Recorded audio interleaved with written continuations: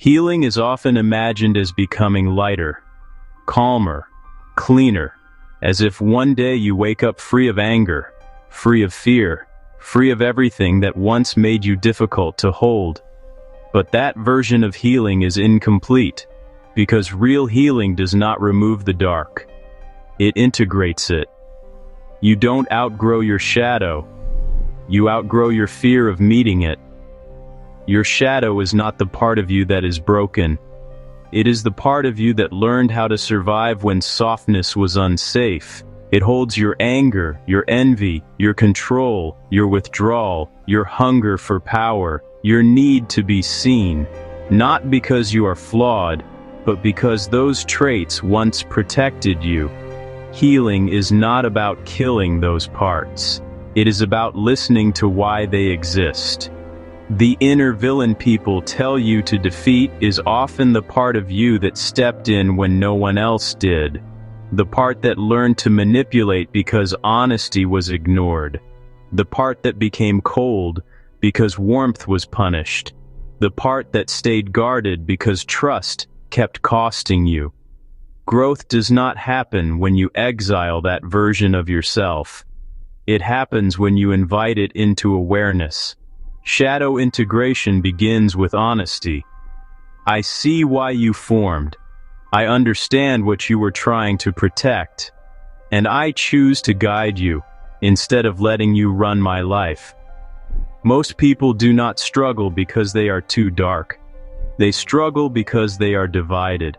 One part trying to be good, another acting out in silence. That split is where patterns repeat, where triggers take control, where self-sabotage appears right when life starts to feel safe.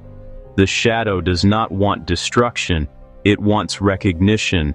Ignored, it leaks out as rage, passive aggression, obsession, emotional withdrawal, numbness. Integrated, it becomes discernment, boundaries, intuition, self-respect, grounded power. Your anger is not evil, it is information. Your jealousy is not weakness, it is a signal pointing to unmet desire. Your need for control is not toxicity, it is fear that chaos will hurt you again. Light without darkness becomes naive. Darkness without light becomes destructive. Together they create depth. The most grounded people are not the most positive. They are the most honest. They have met their shadow. They have seen what they are capable of when wounded. And instead of denying it, they take responsibility for it. That is why their calm feels real. That is why their kindness has boundaries. That is why their confidence does not need to dominate. They are not performing healing. They are integrated. Shadow integration does not mean acting on every dark impulse. It means understanding it before it controls you. There is a difference between saying, "I don't get angry," and saying, "I know exactly what awakens my anger, and I choose my response." A difference between saying, "I am always selfless," and admitting, "I sometimes give to be loved, and I stop myself."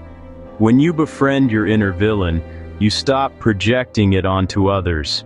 You stop attracting the same wounds in different faces. You stop confusing intensity with connection, because what you refuse to own within will continue to meet you outside.